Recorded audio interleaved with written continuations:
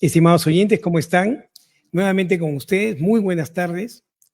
Hoy, 1 de abril del 2024, en realidad el tiempo se pasa volando, miren, ya estamos en abril, y siempre agradecidos con ustedes de estar acompañándonos en este programa, musicalmente.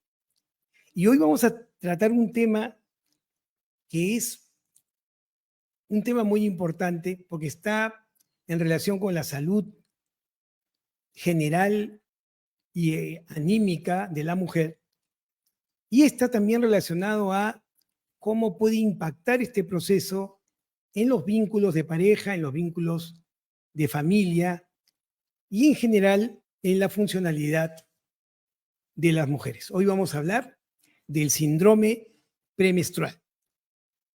Muy bien. Han escuchado ustedes múltiples veces hablar del síndrome premenstrual. Este es un fenómeno que se caracteriza fundamentalmente por una serie de cambios característicos donde hay un compromiso del estado de ánimo.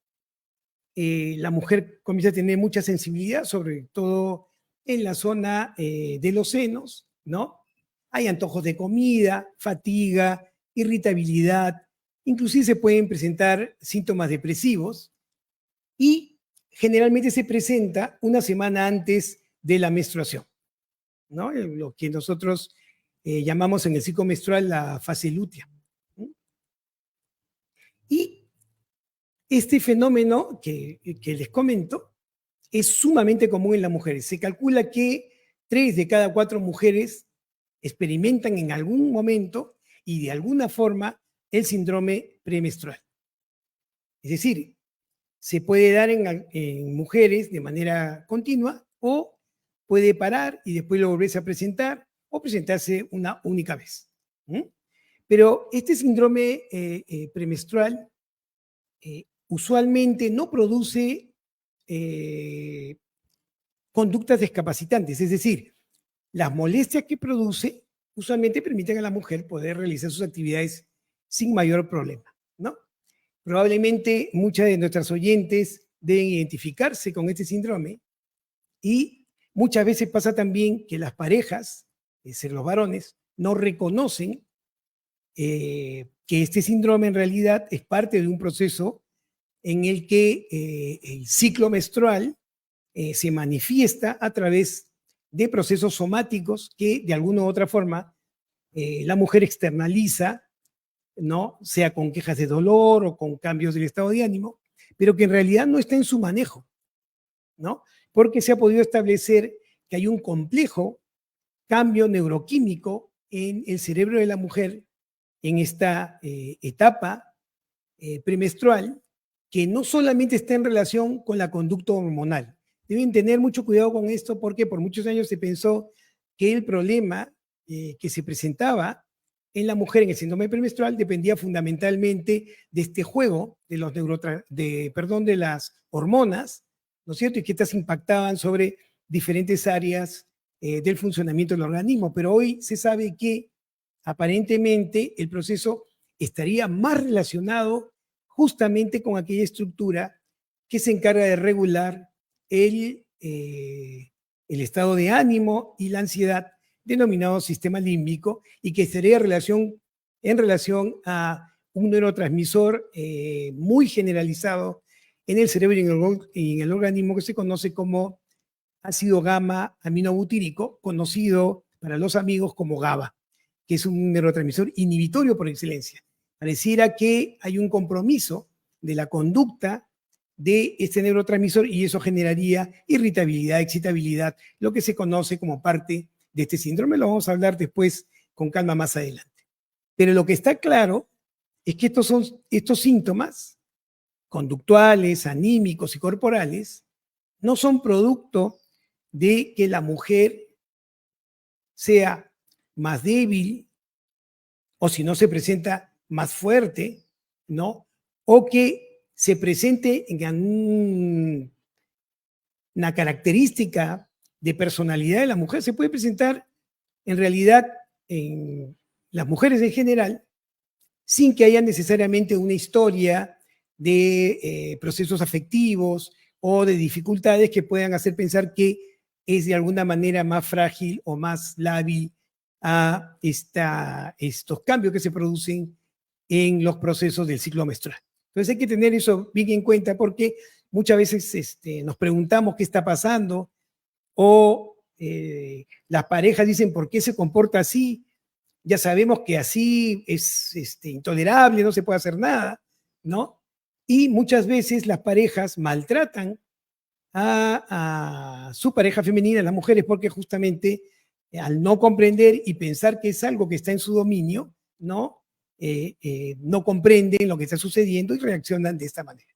Entonces, lo primero que tenemos que entender que el síndrome premenstrual, como les digo, es una expresión fisiológica del ciclo menstrual en la fase, como les decía, lútea, a una semana antes aproximadamente de la menstruación, y que esto genera síntomas que tienen involucrado procesos del afecto, del estado de ánimo, también cognitivos, ¿no? Es decir, puede haber problemas de atención, concentración en ese momento, también conductuales, ¿no? La persona puede estar un poco más irritable, un poco más excitable, ¿no? Y acompañado también de dolor abdominal u otras molestias. Pero todo esto usualmente no produce disfuncionalidad, la mujer sigue haciendo sus actividades, pero claramente hay un cambio en estos aspectos que se puede reconocer. Entonces, lo primero que tenemos que entender es que es parte de la fisiología del funcionamiento corporal femenino, ¿no? No porque uno lo presente más o menos debe ser calificado de alguna u otra forma, y lógicamente las parejas y la familia tienen que entender que estos procesos, ¿no? Son parte de la función del organismo femenino y que hay que entenderlo de esta forma. ¿Bien? Entonces, entendiendo que puede ser más o menos intenso, ¿no? Molestará más o menos a la mujer y, por supuesto, tendrá impacto en las relaciones con la familia. Entonces, ¿cuáles son los síntomas más frecuentes que se pueden presentar en el síndrome premenstrual? Bueno, lo más frecuente es que exista tensión, ansiedad, ¿no?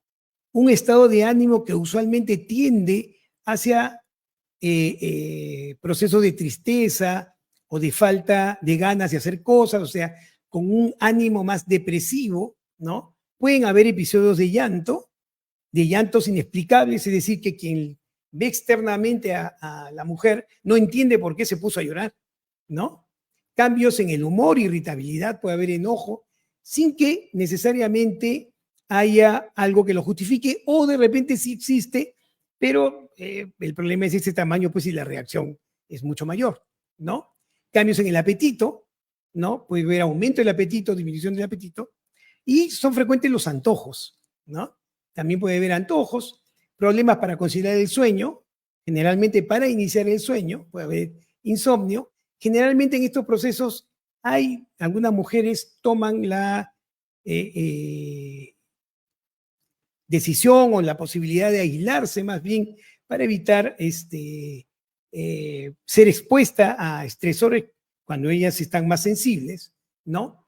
Pueden haber problemas cognitivos, como decía, de atención o de concentración, o de un proceso cognitivo que se conoce como memoria de trabajo, que en realidad es el elemento más importante que nos permite tener capacidad para resolver problemas.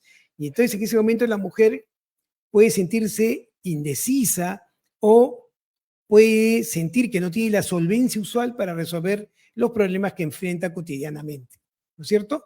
También puede haber cambios de la libido, puede haber mayor libido, menor libido, síntomas físicos, dolores osteomusculares, dolores articulares, y todo esto se puede acompañar de dolor de cabeza, sensación de fatiga.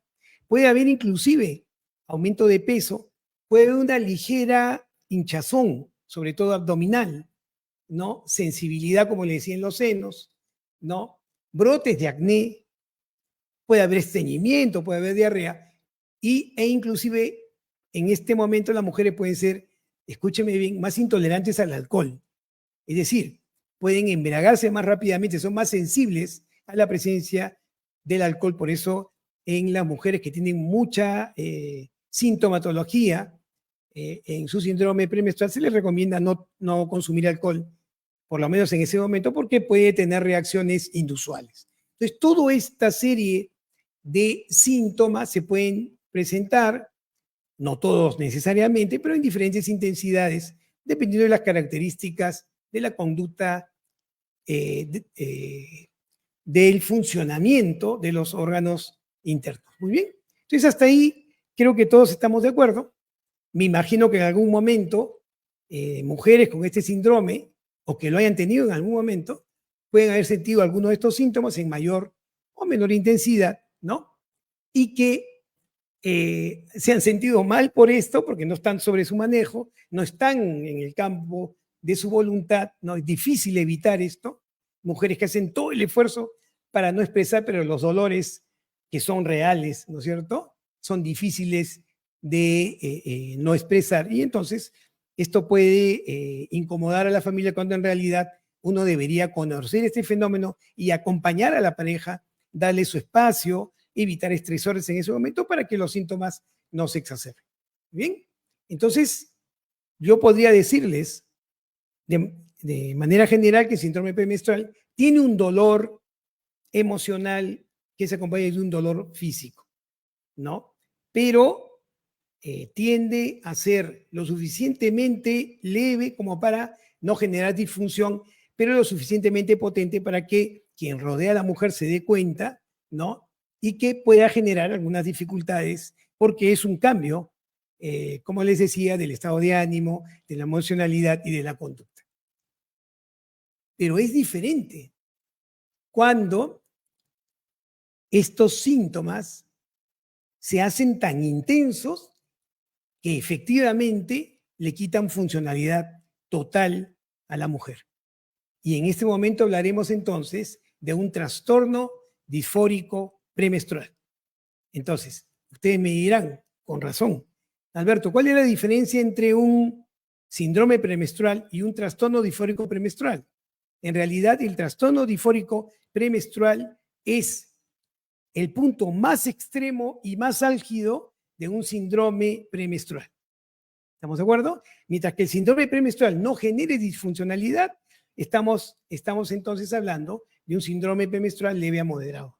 Pero si se presentan síntomas severos que son capaces de inutilizar a quien porte estos síntomas, estamos hablando entonces de un trastorno disfórico premenstrual, y esto sí tiene connotaciones mucho más intensas y mucho más complicadas.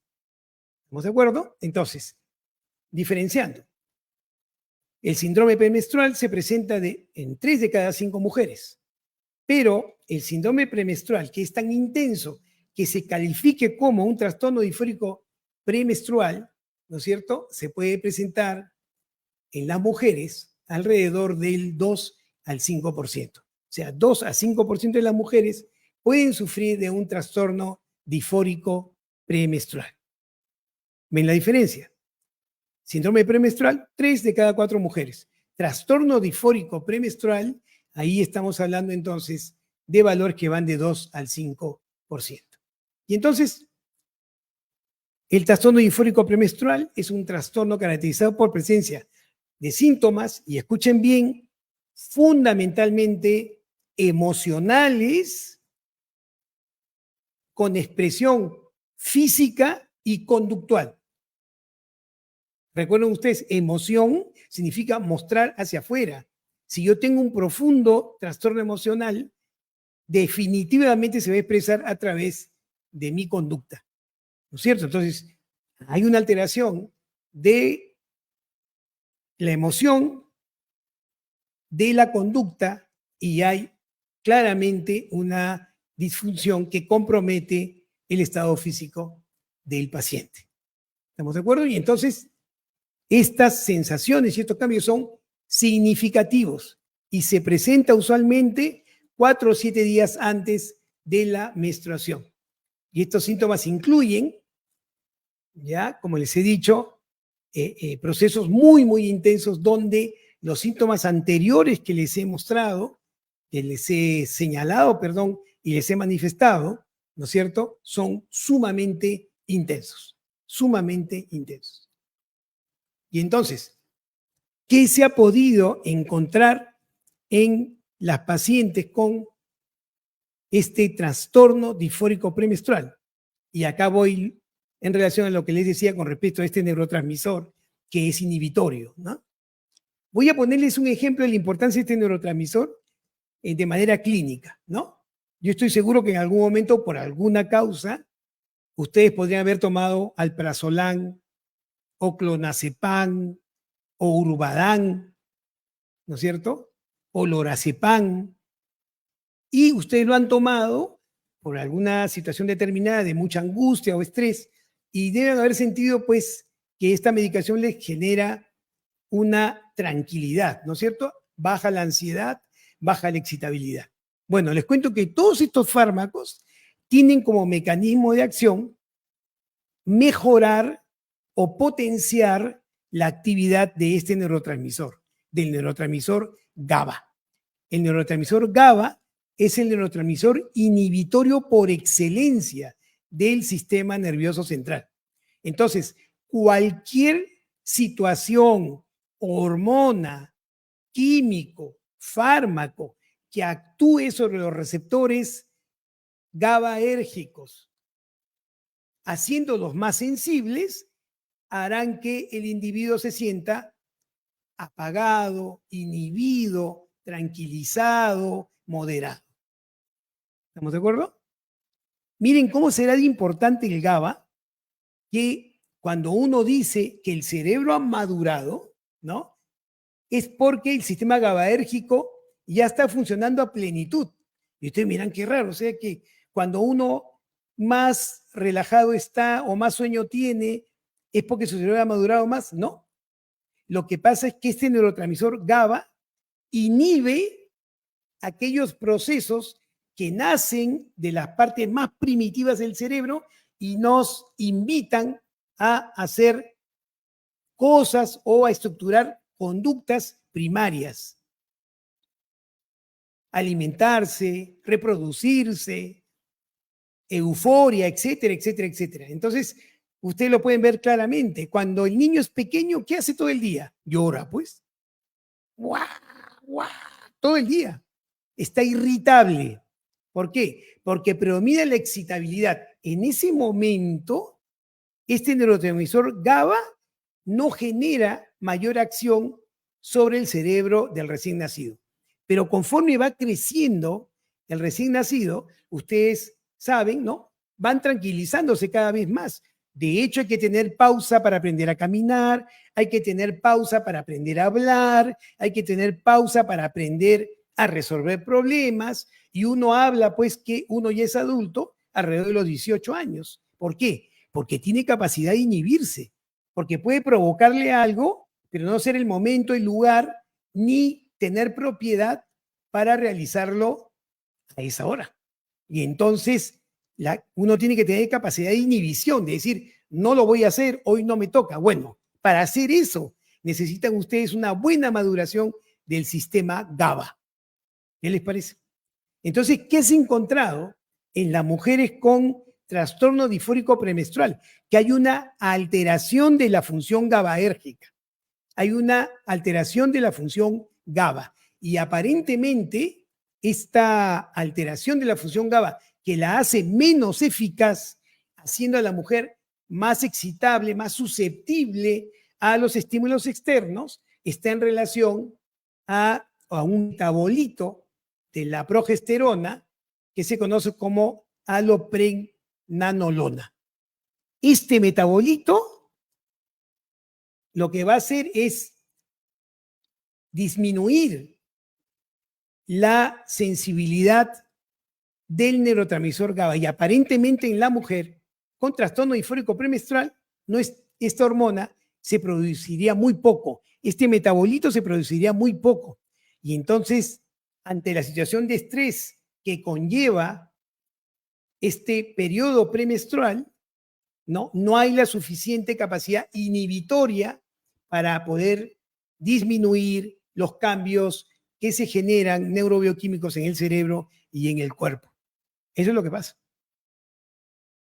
Y entonces mi capacidad de inhibir mis conductas disminuye, pierdo regulación y entonces tengo problemas de atención, concentración, tengo problemas del estado de ánimo, tristeza, irritabilidad, no tengo sofoco, no puedo mantenerme de alguna u otra forma en tranquilidad, ¿no es cierto? Tengo todos los dolores, me duelen muchísimo más porque tengo más sensibilidad, ¿no? Y todo esto va a generar a una persona irritable, intolerante, pero además sufriente, justamente porque no está esta capacidad de inhibir el sistema nervioso y el control de los órganos internos para ser apropiados. Y entonces estamos en esta dificultad.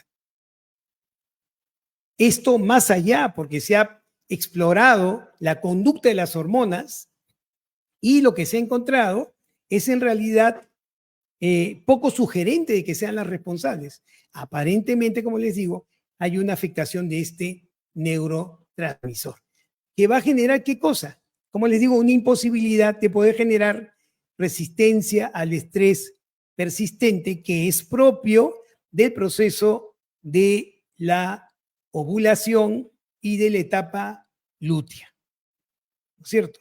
Donde hay cambios hormonales efectivamente, ¿no es cierto?, que generan un estrés en el que la mujer debería tener tolerancia, porque el propio sistema está estructurado para eso, pero que por alguna razón hemos visto no lo puede ejercer porque este neurotransmisor inhibitorio llamado GABA no está en condición óptima para poderlo hacer. Y entonces estamos en esta dificultad. ¿Se dan cuenta cuánto dura este proceso? Este trastorno disfórico premenstrual. Luego, antes de la menstruación, como les digo, se puede presentar 4 o 7 días antes y la verdad es que es sumamente complicado para la mujer. Muy complicado. Entonces, se puede entender lo siguiente, miren qué interesante, ¿eh? Si por alguna razón una mujer tiene un trastorno disfórico premenstrual, uno puede inferir, ¿no es cierto?, que este sistema de control GABAérgico que inhibe los sistemas no va a poder inhibir en general otros neurotransmisores. Y entonces, si consideramos los otros neurotransmisores como la serotonina o la dopamina, podemos entender que el trastorno disfórico premenstrual puede compartir síntomas o en el mismo momento presentar otro trastorno, como por ejemplo los trastornos de ansiedad. ¿Se dan cuenta? Si una mujer con trastorno disfórico premenstrual tiene muchas más probabilidades de tener paralelamente un trastorno de ansiedad. Generalmente, trastornos de tipo fóbico o trastornos de evitación social. Se calcula que el 47,4% de las mujeres que sufren trastorno disfórico premenstrual tienen paralelamente un trastorno de ansiedad fóbico o de contenido social. ¿Qué les parece? Pero además, también hay más probabilidades que una mujer con un trastorno disfórico premenstrual tenga paralelamente un trastorno del estado de ánimo como la depresión. Tiene sentido, ¿no es cierto? La dopamina regula el estado de ánimo. Es fundamental para la regulación del sistema límbico que regula el estado de ánimo. Y se ha calculado que aproximadamente 30% de las mujeres que tienen trastorno disfórico premenstrual pueden sufrir también de un trastorno depresivo mayor. ¿Qué les parece? Es más, ¿por qué es importante tratar el trastorno disfórico premenstrual? Porque, vean ustedes, se ha podido establecer que mujeres que tienen este trastorno crónico tienen más probabilidades de hacer un intento suicida. Y les cuento, mayor que la depresión, mayor que el trastorno bipolar. Se calcula que mujeres con trastorno disfórico premenstrual crónico pueden haber presentado intento suicida alrededor del 31%. ¿Qué les parece? Entonces, no es un cuadro que nosotros debamos no tomar en cuenta o minimizarlo porque solamente se presenta en esta etapa, ¿no? Porque puede ser muy, muy complejo, ¿no? Y recuerden ustedes cómo somos los seres humanos, ¿no? Cuando pasa algo que no entendemos, cuando pasa algo que nos da temor, reaccionamos de una de dos formas, ¿no?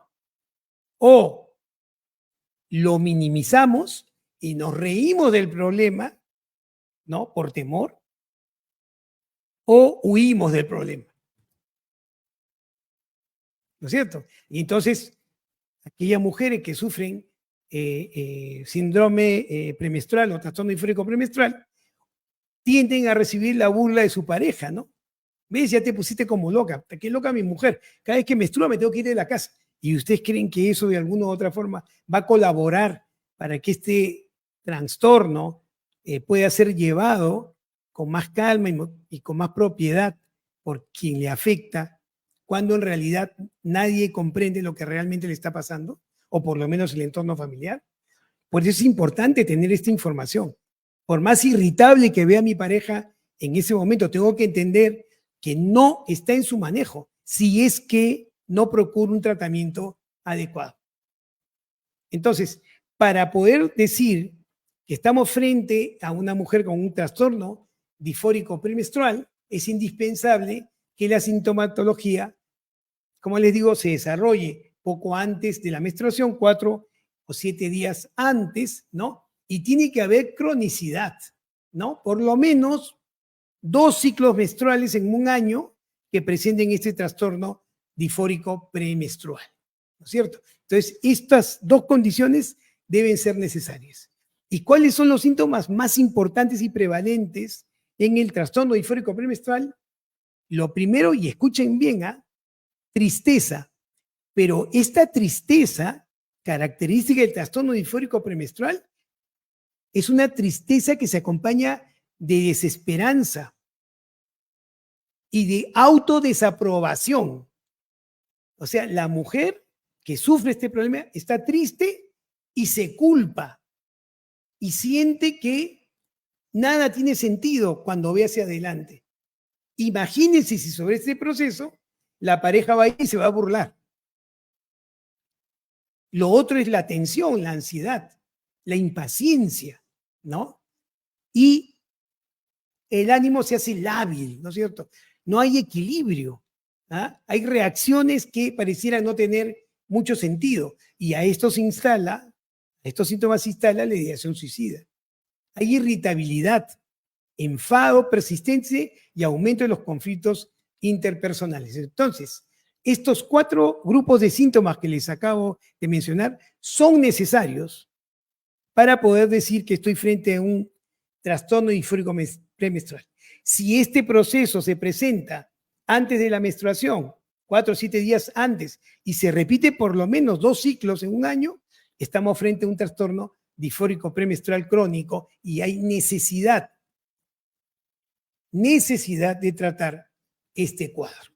Aparte de estos 4 grupos de síntomas, tristeza con desesperanza, tensión, ansiedad, irritabilidad o enfado y fluctuación y fragilidad en el estado de ánimo, se puede también presentar pérdida de interés por las actividades habituales, lo que llamamos anedonia. Puede haber dificultad, clara dificultad para concentrarse, ¿no es cierto? Sensación de fatiga, letargia, falta de energía, cambios de apetito, que pueden ser aumento del apetito o disminución del apetito, dificultades para dormir, insomnio y sensación subjetiva de que todo lo que le está pasando a la mujer la rebasa, no lo puede controlar. Hay una independencia del proceso más allá del deseo de la mujer de poder controlar este estado. Lógicamente, todo lo que les acabo de mencionar se acompaña de síntomas físicos. Entonces habrá una hipersensibilidad o crecimiento mamario, dolores de cabeza, sensación de hinchazón, ganancia de peso con dificultad para ajustarse la ropa, ponerse los zapatos, ¿no? Colocarse el anillo, dolores articulares y musculares y paralelamente puede aparecer, como les decía, la ideación suicida. Otra condición que debe tener la mujer para poder decir que está frente a un trastorno disfórico premenstrual es que esté en edad fértil, obviamente, ¿no es cierto? Y que las alteraciones claramente interfieran en sus actividades, trabajo, actividades educativas, relaciones interpersonales, ¿no? Y uno se dé cuenta claramente que no corresponde a nada, que el único factor claro que inicia este proceso es procesos o días previos a la menstruación, ¿no es cierto?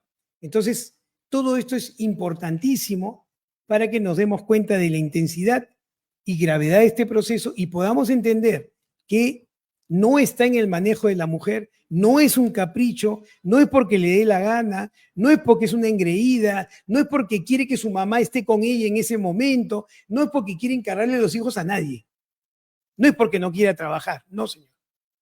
Es porque sufre esta patología que debe ser tratada médicamente con propiedad, con propiedad. Muy bien. Entonces la pregunta es, ¿cuál sería el tratamiento? Hablemos primero de aquellos procesos que pueden hacer que de alguna forma haya menos probabilidades de que se presente el trastorno disfórico premenstrual, ¿no es cierto? Que puede haber de repente síndrome premenstrual, pero no se convierta o no sea un trastorno disfórico premenstrual. Lo primero es una alimentación balanceada. Una alimentación balanceada. Se ha podido establecer que una alimentación donde los granos integrales, verduras, frutas y disminución o suspensión de consumo de sal, azúcar, alcohol y cafeína hace menos probable que este síndrome se presente, pero aún más se indica que en el propio momento en el cual se está sufriendo en este proceso premenstrual, es mejor consumir estos alimentos para disminuir la intensidad de los síntomas. Lo otro es ejercicio, pero ejercicio de tipo aeróbico, regular, a lo largo del mes, para reducir la intensidad de los síntomas. Está demostrado que si las mujeres por lo menos hacen ejercicio, conociendo que tienen este trastorno, ejercicio, 4 veces por semana, por lo menos 40 minutos, de tipo aerobio, caminar, correr, ¿no es cierto? Hacer elíptica, puede ser una alternativa para disminuir la frecuencia y la intensidad de los síntomas. Bien importante también, higiene del sueño. El sueño es fundamental para poder regular estos procesos, ¿no es cierto? Saben ustedes, cuando uno dice, habla del sueño, tiene que considerar el impacto del sueño en todo el proceso diano, es decir, en las 24 horas en que el individuo está conectado. Y lógicamente el sueño tiene un efecto de regulación del funcionamiento de los órganos internos y también es la oportunidad que tenemos en la segunda mitad de la noche de poder consolidar todo aquello que hemos aprendido durante el día, ¿no es cierto? Por lo tanto, dormir es un factor fundamental para poder mejorar los estragos de esta cognición, ¿cierto? Es importante que la mujer, para que pueda informar al médico además, haga un calendario para poder registrar, ¿no?, los síntomas que siente, los síntomas que esté experimentando, la intensidad y la duración. ¿Bien? A veces con estas aproximaciones no es suficiente, ¿no es cierto? Colapsar los síntomas, y entonces es necesario poder tener la posibilidad de ser tratado medicamentosamente. Y los fármacos que más eficacia han mostrado en la trastorno disfórico premenstrual son los antidepresivos, inhibidores de recaptación de serotonina sobre todo, ¿no?, que se pueden tomar en la segunda parte del ciclo menstrual, o sea, el día 14 del ciclo menstrual, hasta el periodo en que se inicie nuevamente, 14 días antes del inicio del ciclo y aparentemente puede tener un excelente resultado. Ahora, si ustedes acompañan el tratamiento antidepresivo con una terapia de corte cognitivo-conductual, que tenga contenido psicoeducativo, para que la mujer pueda entender el proceso y además el informe a la familia y las características de esta condición, ¿no? Va a ser sumamente eficaz y va a poder pasar este bache o esta dificultad que se presenta como les digo, antes de la menstruación, ¿no es cierto? También se han utilizado otros tratamientos y se utilizan otros tratamientos del área farmacológica, ¿no es cierto? Las píldoras anticonceptivas, que normalmente ayudan a disminuir la sintomatología del síndrome premenstrual en general y del trastorno disfórico premenstrual, ¿no? Los diuréticos, les había comentado que usualmente este hinchamiento, ¿no es cierto?, por una retención de líquidos puede también ser una buena alternativa para evitar este aumento de peso, esta hinchazón significativa por retención de líquidos. Hay otros medicamentos que podrían utilizarse como fármacos hormonales que inhiban la ovulación, aunque los efectos secundarios, lógicamente, son más complejos, ¿no es cierto? Entonces, probablemente, como les decía, el uso, si es que es muy importante el trastorno y necesita este tipo de aproximación, ¿no es cierto? No prescindir de la ayuda de tratamiento farmacológico acompañado de estos cambios de vías saludables y de una terapia, como les digo, que les enseñe a las mujeres y a los familiares de la esposa o la madre, ¿no? Cómo es que estos síntomas se desarrollan, cuáles son las características y por qué no se le puede pedir a la mamá, ¿no? Que se calme, que no fastidie, cuando en realidad son procesos que salen de su control, ¿no es cierto? Hay que tener mucho cuidado. Otra alternativa de tratamiento es el uso de analgésicos, ¿no es cierto? Como la aspirina, por ejemplo, o el ibuprofeno, pueden ser útiles para los síntomas más bien dolorosos, como los procesos, el dolor de cabeza, las contracturas musculares, inclusive los cólicos menstruales, la sensibilidad de las mamas. Faltan estudios que nos puedan hablar de estos procesos, pero les cuento que hay estudios primigenios que están planteando que el uso de vitamina B6, calcio y magnesio podrían ayudar a aliviar los síntomas.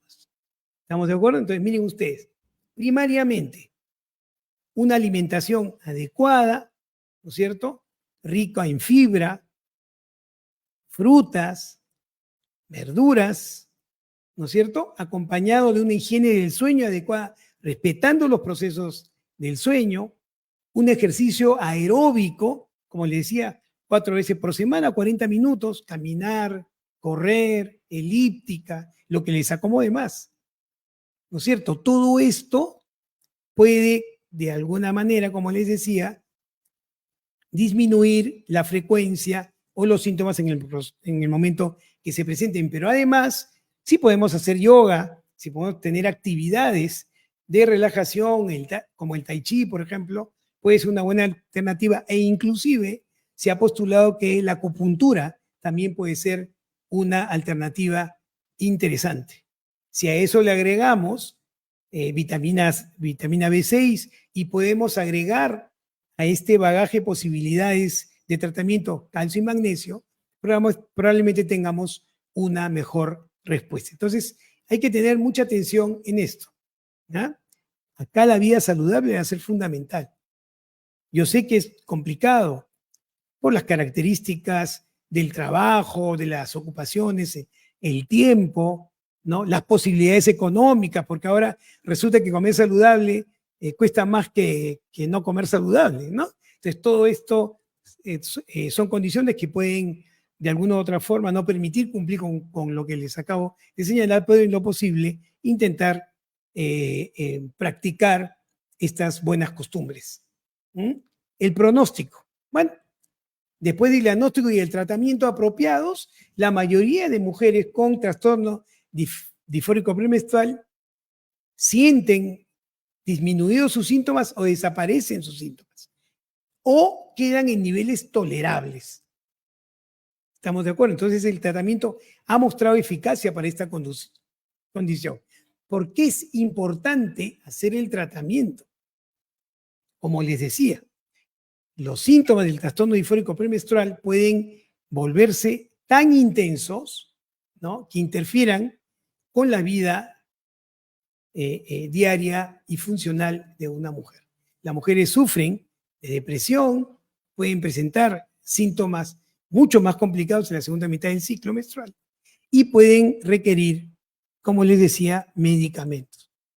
Ya les he comentado, ansiedad, depresión, comórbidas pueden ser un problema y pueden empeorar el cuadro clínico.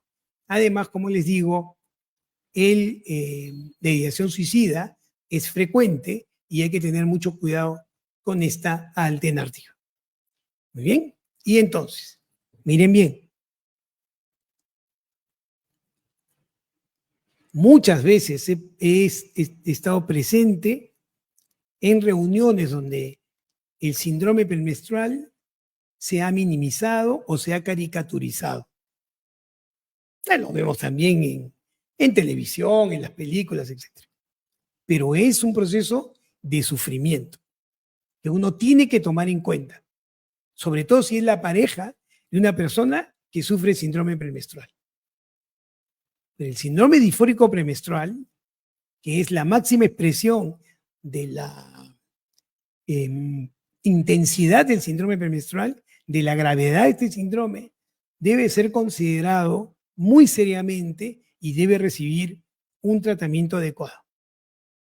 Entonces, se debe apoyar estos procesos. Hay que acompañar al familiar en estos procesos, ¿no?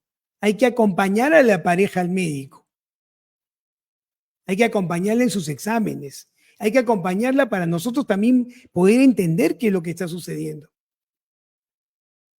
¿no? Los problemas no se resuelven porque yo le dé la espalda al problema, ni se van a achicar por eso. Hay que acompañarla porque, ¿se acuerdan? En las buenas y en las malas, ¿no es cierto? En las buenas y en las malas.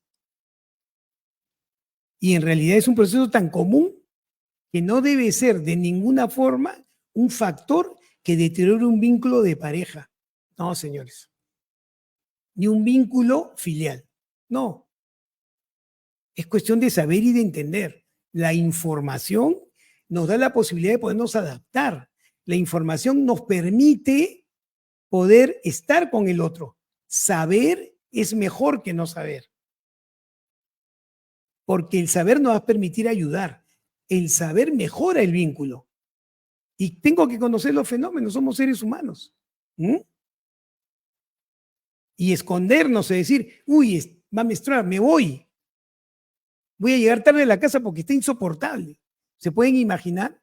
Entendiendo que el trastorno disfórico premenstrual tiene como 3 de los parámetros más importantes: la habilidad emocional, síntomas depresivos y síntomas de ansiedad muy intensos. Y que la mujer está sintiendo desesperanza y abandono. Y ante esa circunstancia yo decido mejor llegar tarde a la casa para no cruzarme con ese problema. ¿Se imaginan ustedes? ¿Se imaginan cómo inconscientemente, por ignorancia probablemente, ¿no?, o por temor, termino abandonando a mi pareja en una situación que es realmente compleja? Y les aseguro que si fuera lo contrario, no nos gustaría. ¿No? No nos gustaría. Entonces, pareja es 2, ¿no? Es ir en pareja, jugar en pareja, caminar en pareja. Las parejas se potencian, se ayudan, se rescatan. Y es algo en una situación que no estamos haciendo frecuentemente y hace mucho tiempo. Es muy difícil encontrar una pareja que tenga 10, 15, 20 años de matrimonio, de convivencia, como le quieran decir, ¿no? Que tengan una relación saludable, ¿no? Que a la hora de los problemas yo crea que mis derechos son mayores que la de mi pareja y que yo me puedo enfermar y me tienen que cuidar, pero cuando el otro se enferma, me está fastidiando. Que piense pues en que yo estoy yendo a trabajar, que no me dé más problemas. Increíble, ¿eh? Pero estoy seguro que los que me están escuchando saben que las frases que estoy expresando son absolutamente reales. No estoy exagerando ni estoy inventando. Díganme, por favor, si nosotros, ¿no es cierto?, no nos expresamos de esa forma. Sea coloquialmente o sea en contenido real, directo y sentido. Lo hacemos, pues. Entonces, ¿quieren ser felices? ¿En pareja? ¿Ah? Conversen con su pareja. Pregúntenle por qué situación están transitando. No hagan de su pareja una persona que aguanta todo justamente porque sabe que nosotros no vamos a reaccionar de manera correcta. Al contrario, una relación de pareja sana es aquella en que cualquier componente de esta pareja se siente en la condición y seguridad de compartir con su otra pareja lo que más le hace sufrir o lo que más le hace feliz. Ese es probablemente el signo más importante para determinar la salud de una relación de pareja. ¿Qué les parece? Acabamos de pasar por Semana Santa. Recuerden, hagan ustedes un análisis de qué tal la pasaron, ¿no?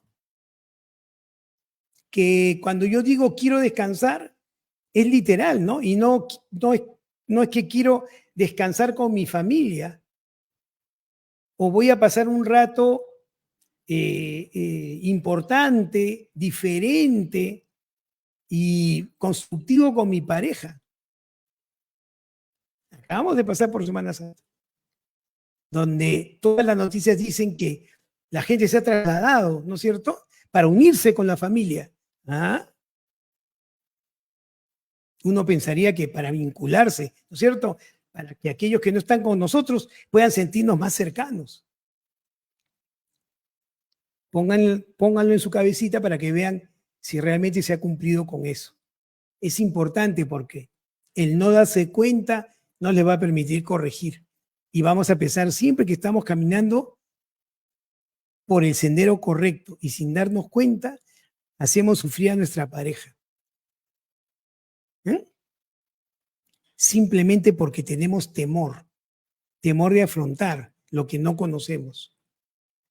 Cuando nuestra pareja tiene tanto temor como nosotros y no hay mejor forma de colapsar ese temor que informándonos y acompañándonos.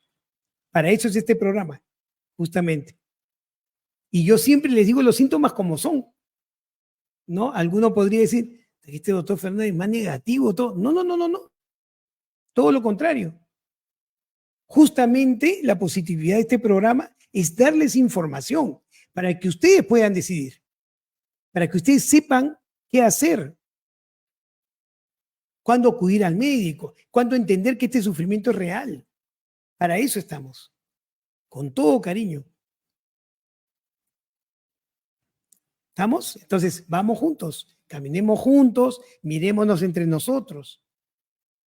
Mirémonos entre nosotros. La felicidad que necesitan no está necesariamente a la vista, pero está muy cerca de su corazón. No esperen que quien les genera ese amor incondicional no esté para después decir, si yo hubiera dicho, si yo hubiera hecho, si hubiera estado ahí. Muy bien, que tengan un hermoso fin de semana. Vamos adelante, vamos trabajando todos para sacar este hermoso país adelante. Veámonos con ojos más compasivos, tratemos de entender al otro. Vivamos en familia y en pareja, en lo posible. ¿Ah? Cuando digo pareja, también hablo de aquellas personas que no tienen pareja, pero que son capaces de hacer una relación con uno mismo. ¿No es cierto? Una relación con uno mismo. Yo me aprecio, me quiero, puedo estar conmigo, puedo hacer que mis espacios en soledad sean productivos y fructíferos, porque estoy con alguien que constantemente quiero que sea mejor y soy yo mismo. Escójanlo como ustedes deseen. con ustedes, en pareja, en familia, pero sean considerados, traten de verse siempre, traten de ponerse en la situación y en el pellejo del otro, para que se puedan dar cuenta de cuánto nosotros podemos estar fallando en nuestras relaciones. Un abrazo para todos y reitero, tengan una maravillosa semana.